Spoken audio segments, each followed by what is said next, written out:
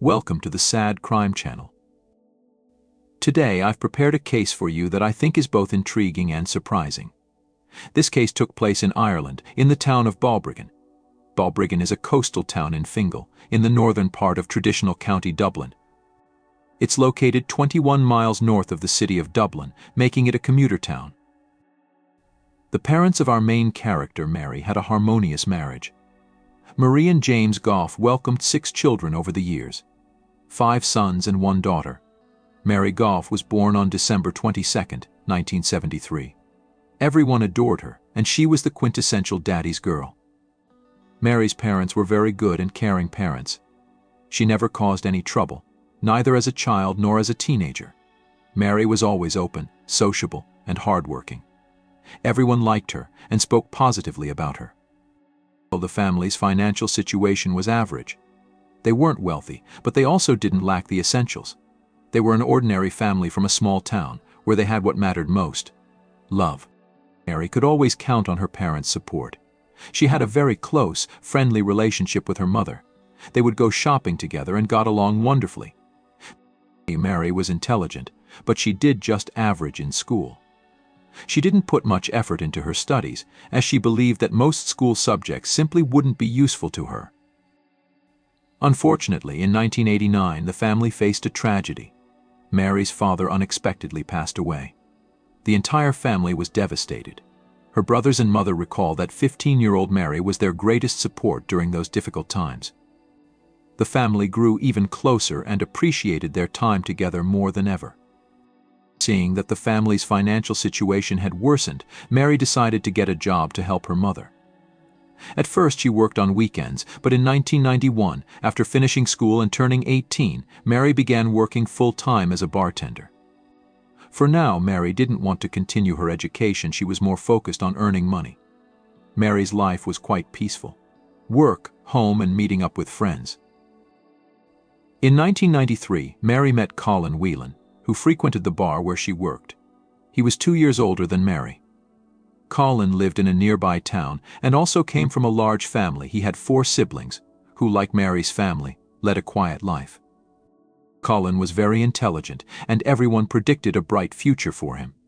He was also very sociable, had a great sense of humor, and an analytical mind. He could get along with practically anyone. He made a great impression on others and was very well liked. Colin was very interested in computers, so he decided to pursue a career in that field. After finishing college, he found a job as a computer analyst. Colin made a huge impression on Mary. He often sat at the bar because he had a broken leg, which gave him plenty of time to talk with Mary.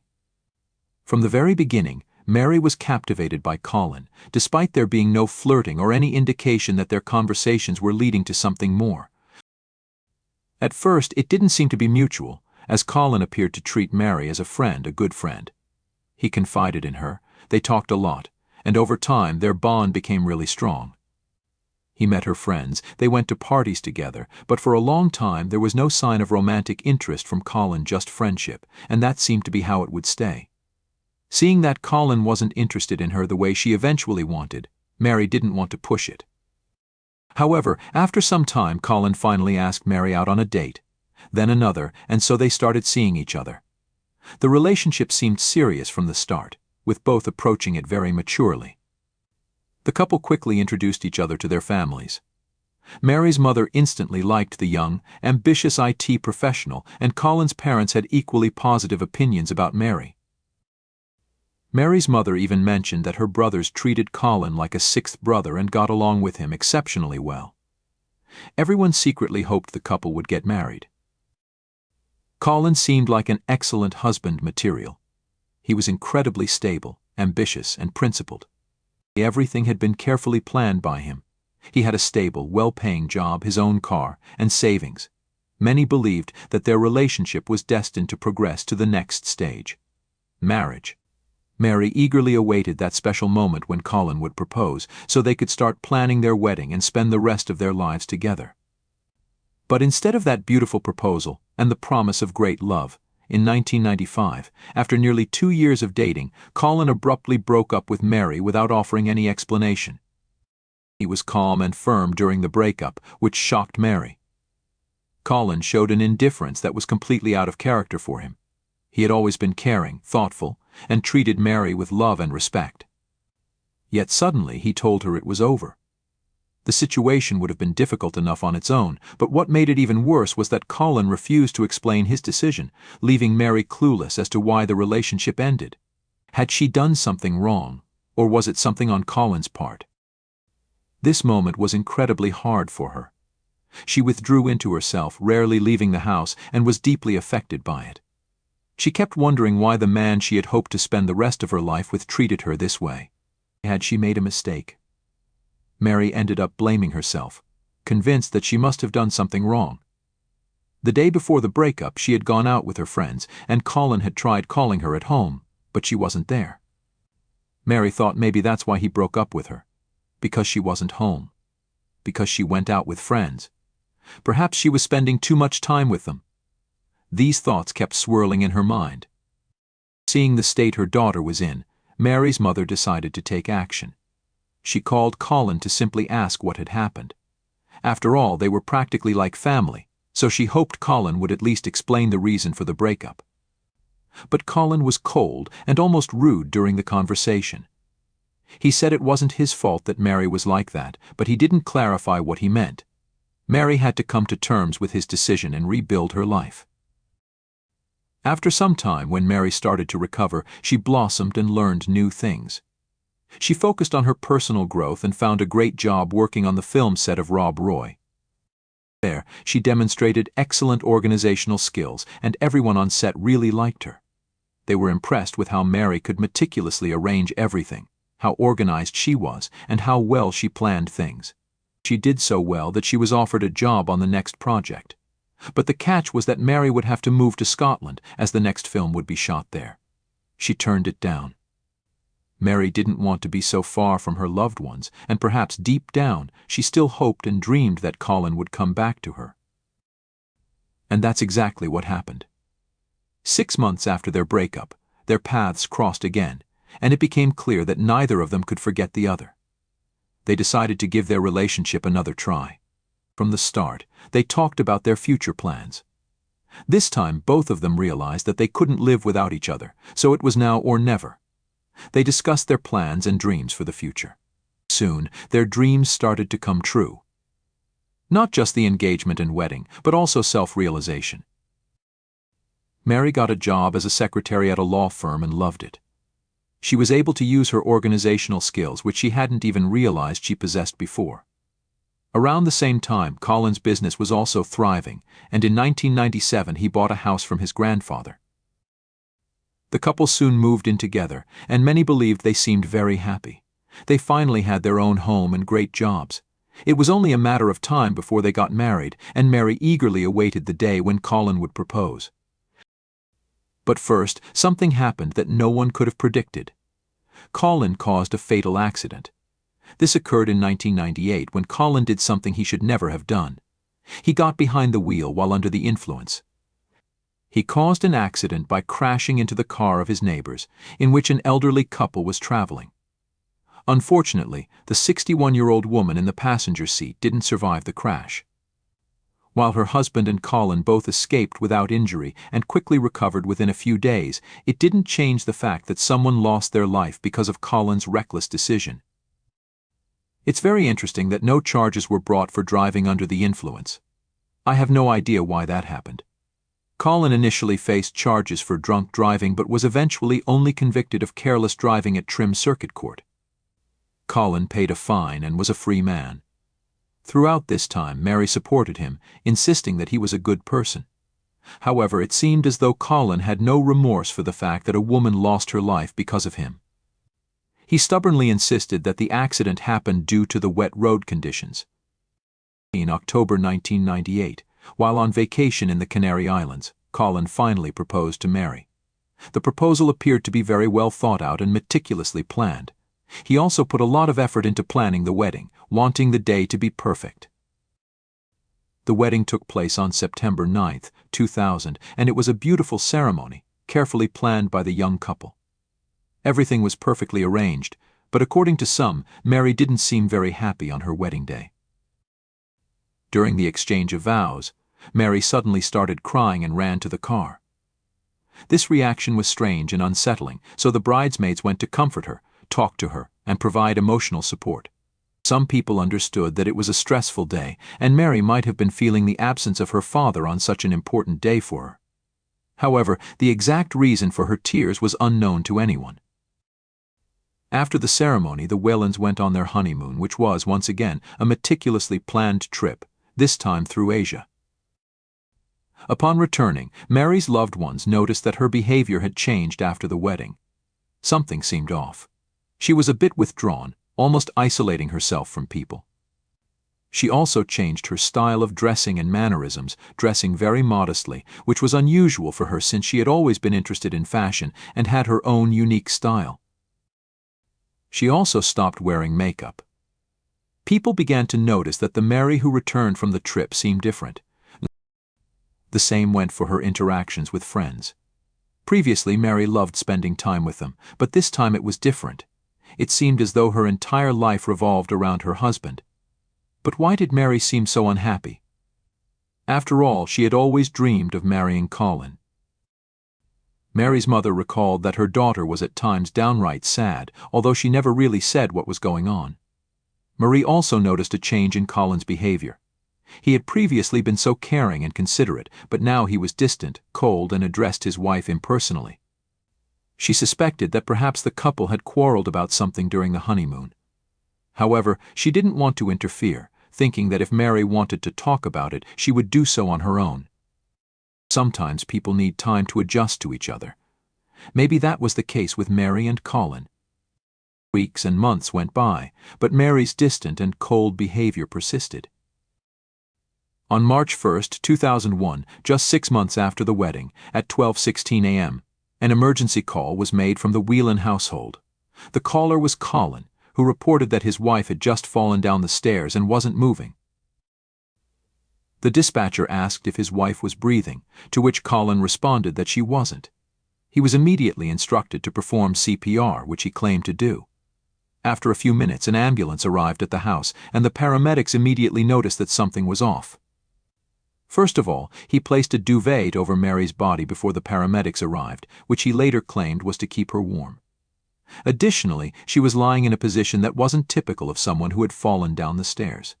Her legs were together, and her arms were also relatively straight, which is unusual for someone who had taken a tumble.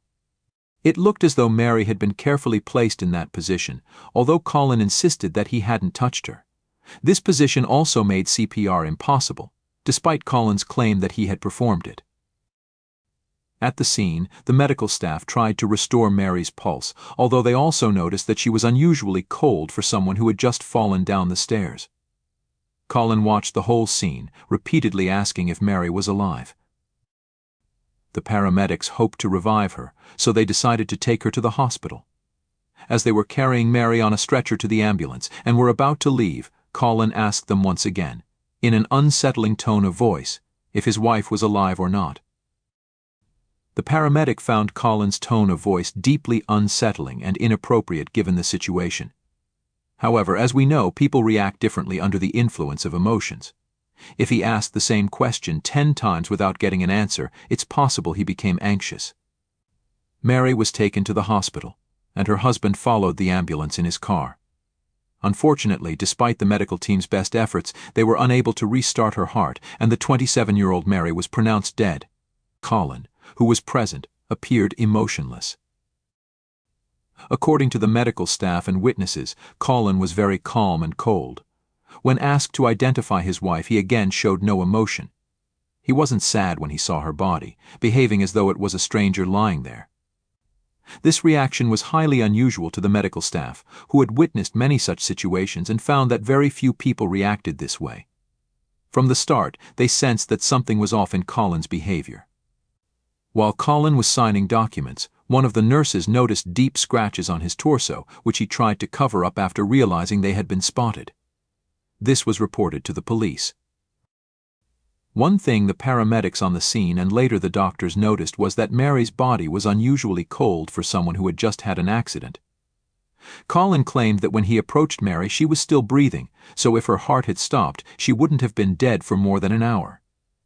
Why, then, was her face blue, and why were there several scratches on her body, along with a torn sleeve on her shirt? Nothing made sense. The investigators arrived promptly and began questioning Colin. He explained that the previous day, February 28th, was a typical one. He and his wife both went to work as usual, so the day seemed ordinary. After work, they went to see a homeopath together. Mary wanted to take care of her health and signed up for a healthy diet course.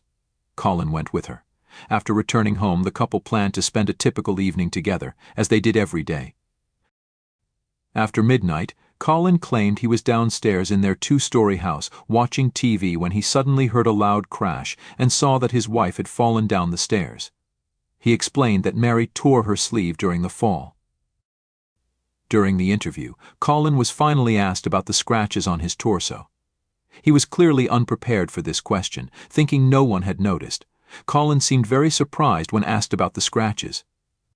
At one point, he even took off his shirt to show them, and it turned out that the injuries were much more severe than initially thought. The investigators even tried to suggest an answer, asking if he had been in a fight, but he denied it. He said that nothing like that had happened and had no idea where the scratches came from. At one point, Colin suggested that perhaps the scratches were from Mary's blood during the CPR he had performed. He even theatrically tried to wipe them off, but to no avail. Seeing that Colin was digging himself deeper into a hole, the investigators eased off with the questions, but they were already convinced that he was lying. Mary's family noticed Colin's indifference and cold demeanor. He also instructed them to organize his wife's funeral. At the funeral, he played the role of a grieving husband. Colin was invited back to the police station to give another statement. This time he began embellishing his story, saying that when he approached his wife, she tried to grab him, which explained the scratches on his torso. He also added that Mary had just come out of the shower, which didn't match the doctor's observations since her body didn't look like someone who had just taken a shower. After this statement, the investigators were certain that Colin was responsible for his wife's death, though they had no idea what his motive could be. A bit more light was shed on the case by the results of Mary's autopsy. The doctors were now sure that she hadn't fallen down the stairs.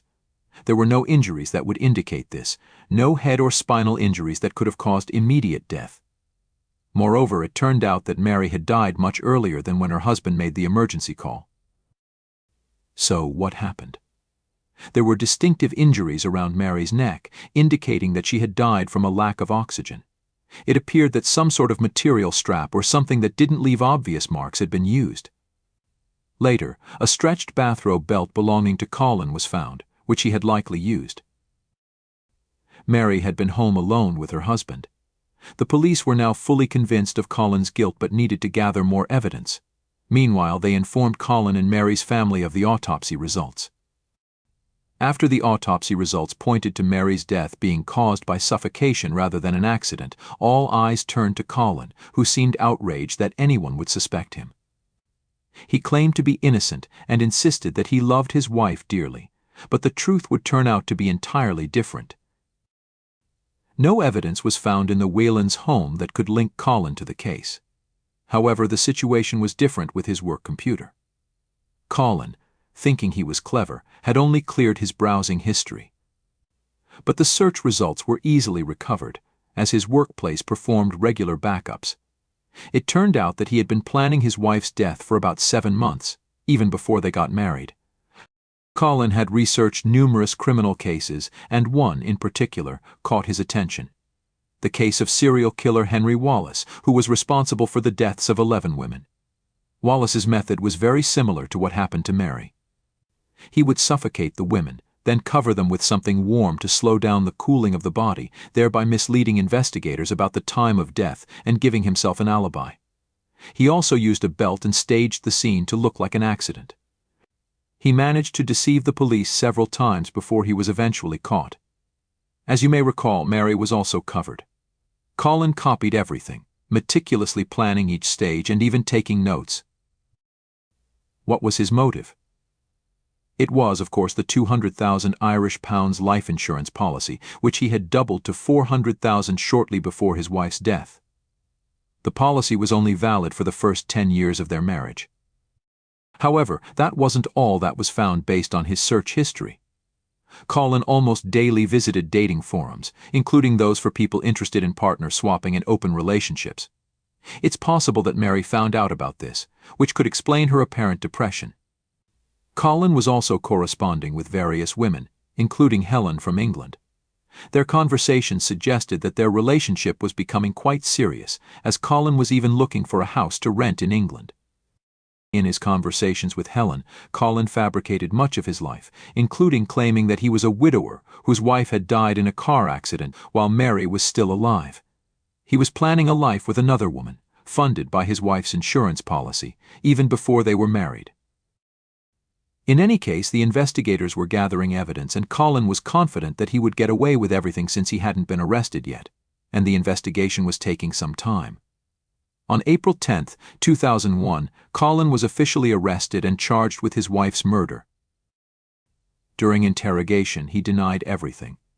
When asked about his search results on the computer, he pretended that he was searching for fun and wasn't planning anything.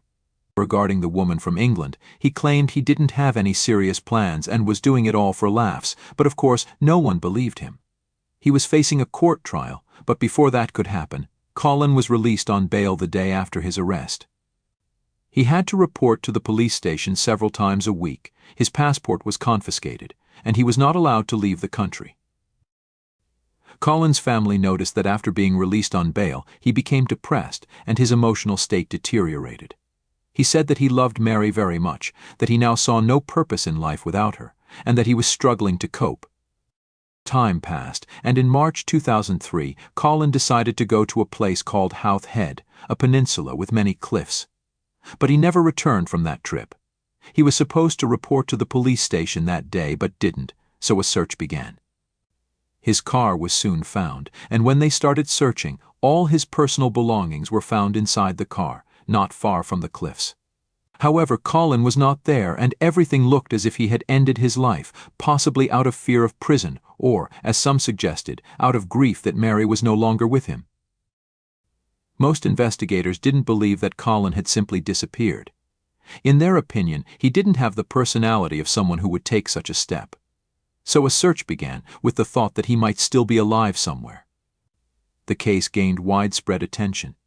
And indeed, after a year, Colin was recognized in Mallorca, where he was working as a bartender. After being released on bail, Colin began planning his escape, knowing that otherwise he would end up in prison. However, he needed a passport to leave the country, and his had been confiscated in prison. He decided to obtain a new passport by simply claiming that he had lost the old one. He used the name of a neighbor whose birth certificate he managed to obtain. They were the same age and looked similar. He pretended to be depressed and staged his own death. In Mallorca, he worked in a bar ironically named Karma. He also had a woman there, whom he of course wasn't faithful to. Finally, in July 2004, Colin was arrested again and was able to stand trial. The trial took place in April 2005, and everyone expected a long, complicated process. But to everyone's surprise, Colin simply decided to plead guilty. As a result, there was no trial, and Colin was sentenced to life in prison. Whelan is currently being detained at Wheatfield Prison, where he has worked as a chef. A prison source said, "Whelan is a model prisoner and has not caused any trouble behind bars. He has served 20 years for this callous crime. But he won't be getting out any time soon. He is not on any early release program and is facing a few more years in custody. The Independent Parole Board will decide when he gets out, but there is no sign of it happening any time soon. He could end up doing another 4 or 5 years. We understand the victim's family are vehemently against it, especially since he is still relatively young. Normally, a fellow like him would be in an open prison by now and allowed day releases, but it has not happened."